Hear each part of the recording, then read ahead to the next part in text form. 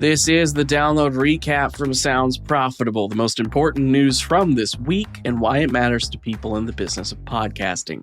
I'm Gavin Gaddis. The download recap is brought to you by Podscribe, which you can find out more at podscribe.com. This week, stories I have for you include Serious About Wellness, Unlock the Power of Purpose-Driven Podcasting, how podcasting can cover demographic blind spots, Coming from Cannes, which is a roundup of all the Cannes-related coverage I've got this week, and YouTube, You Distribute, because we've had a couple of articles about distributing YouTube stuff elsewhere. Let's get started.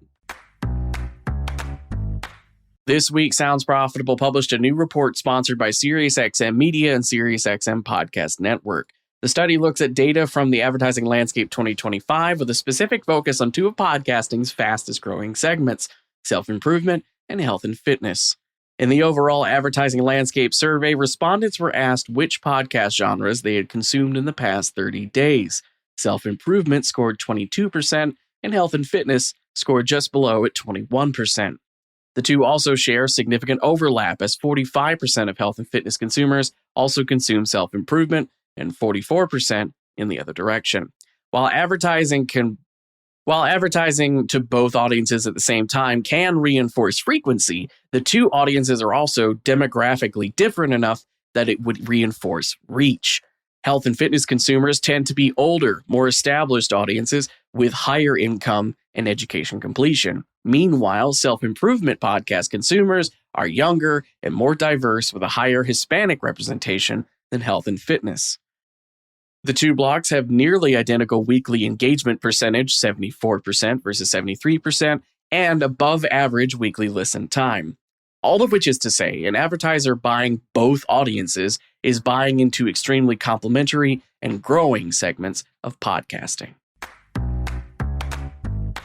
Next up, let's talk about how podcasting can cover demographic blind spots. This is an article from Tom Webster this week about a table of data that has sat with him from Advertising Landscape survey of 5,000 plus respondents covering consumers of 22 different ad-supported media channels. The data showcases answers to the question, without looking anything up, please list up to 3 brands or products you remember seeing or hearing advertised in the past week. The results in the table show brands with strong digital and social ad platforms tend to skew heavily towards younger demographics, but building those healthy platforms have also created blind spots in their media mix. And for some companies, that's happened in the opposite direction, such as insurance brands like Liberty Mutual having good recall with 55 plus age demographic, but lower recall amongst 18 to 34-year-olds. Podcasting offers the solution to these blind spots with the ability to reach engaged audiences across all groups.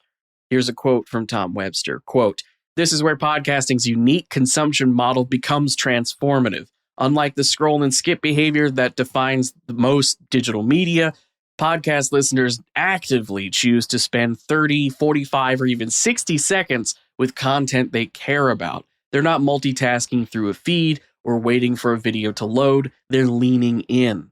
And when a host they trust takes 60 seconds to tell them about a product or service, that's 60 seconds of genuine, undivided attention." End quote.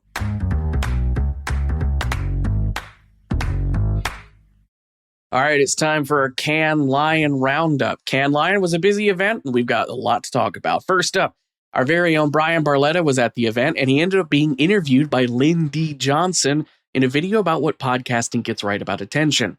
Recalling data from, the Advertising Landscape, Barletta says podcasting has left the phase of being a niche market, yet marketing budgets have yet to rise to meet its growth. Barletta compares podcasting to alt-rock in the 90s. It's not particularly alternative anymore, but people still believe it to be the case. There's also value in showing up in places that aren't specifically for one's chosen niche, for example, podcasting, but brands are at. The value of networking can pay off over months, if not years, and influencers are finding that out. Up to and including VidCon missing some familiar faces this year due to them simply going to Cannes instead. Also, the mere act of content creators going to Cannes of their own volition is now its own story. While a year or two ago, articles would focus on brands bringing creators to make a splash at Cannes Lion, now figures like Darman flying in for meetings in France are noteworthy enough to get coverage in the New York Times. We even got in on video production ourselves, with Brian Barletta filming several interviews with industry leaders in the world of audio advertising. You can catch all of those videos on the Sounds Profitable YouTube. And yes, I included a handy-dandy link to a playlist just for you in the newsletter version of today's episode, linked in the show notes. For our final top story today, YouTube, you distribute. I got a few different stories about distribution today. First up, Fox-owned streaming platform Tubi has announced deals with 6 YouTube creators to distribute 500 episodes, more than 500 episodes of their existing shows on the platform, with plans to bring in more YouTube-originated content in the coming weeks. The deals all live under the umbrella of Tubi for Creators, a program designed to bring creator content to Tubi under team leader Rich Bloom, formerly a senior executive at Vimeo. While this is not the first time a fast, free ad-supported TV streaming service has allowed or intentionally sought content originally uploaded to YouTube, it is further recognition that content creators, influencers, and podcasters are producing the kind of content that engages with audiences enough to watch ads. On that note, speaking of courting YouTubers to other platforms, Natalie Jarvey has a leaked pitch deck from Spotify. The deck reportedly is aimed at attracting YouTube creators to starting Spotify video podcasts, agnostic of whether the creator actually makes podcast content. As Jarvey notes, in recent months, the Spotify podcast charts have started to feature more and more shows from popular YouTubers that are, in essence, re-uploads of YouTube videos, such as cooking creator Nick DiGiovanni hitting #1 in the Arts US chart with cooking challenges and recipe videos. The deck reportedly invites YouTubers to bring your video to Spotify without specifically mentioning podcasts, though it is worth mentioning in the slide shared for free in the article, it does specifically cite Spotify's internal video podcast data to demonstrate the platform's watchability.